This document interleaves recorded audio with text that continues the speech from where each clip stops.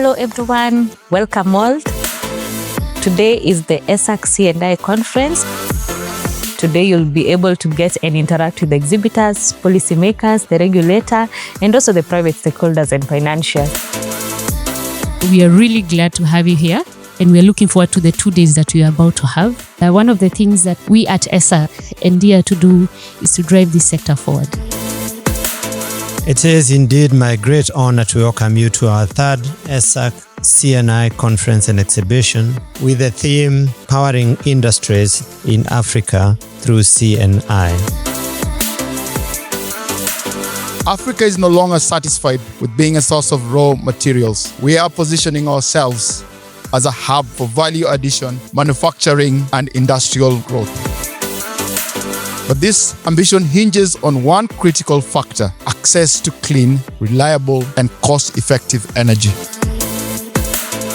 I'm so happy to be part of the 2026 𝗘𝐸𝐴 conference. Of course, a great build back to the work that we had last year on driving reliability through C&I. This year is taking the notch a bit higher and looking at the continent as a whole in terms of how C&I can play a role in terms of powering industries in the continent. For Africa's industries and commercial sector to grow, we must move beyond traditional centralized models of power supply and embrace more flexible, responsive, and customer-driven energy solutions. This is where the commercial industrial or C&I solutions come truly transformative.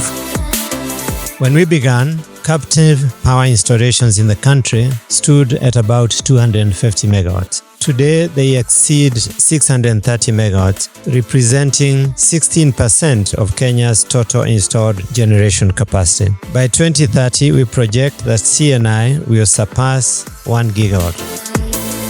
Like to highlight the importance of strong administrative, regulatory and technical requirements to enable this supply of electricity exclusively from renewable energy. We have been seeing reforms, we have been seeing great developments in the enabling environment, and I also hope that these discussions here in the next 2 days can also play a role in bringing that forward. What is important is for all of us to agree that we want to see open access. There's a million challenges. Even after we do all the studies we want and do all the system studies and all the technical studies and catalog all the things that need to be invested in, we will not know all the challenges until someone actually starts doing winning.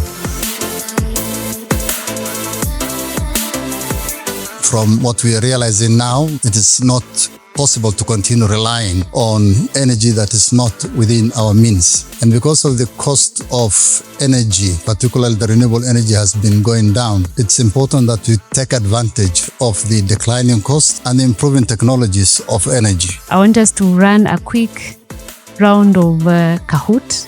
Question 16, what is a PPA? Hii sasa ni ya wakili sasa. Let me ask the lawyer in the house. She's also a wakili. Is it power plant agreement or power purchase agreement? Power purchase agreement. What were power plant agreement? Hiyo ni yenu. For our top 3, top shorter, makofi. At number 2, Athula, and number 1, we have table 1. Can we adopt the Ethiopia model? Because the number one thing that Engineer 𝗘𝐸𝐴 talked about that's driving us to captive generation is cost of power. As late as yesterday and for the last 6 months, the issue of captive has been a running theme within the regulator. To an extent that me as a CS, it is always a standing agenda in the board because we are always having and we want to have closure on that issue. With the time of use tariff we have at the moment, does it allow for us to actually use it to shift load? Because that would be a good solution towards taking care of the loans which come during peak. You would be able to transfer that load, but the regulations currently are not very clear on such an aspects. We've been an event partner for this year's 𝗘𝐸𝐴 conference. For us, it's a chance to engage with our stakeholders, understand their needs, and also to be part of the conversations about the energy sector. It's really the best place to be together with 𝗘𝐸𝐴.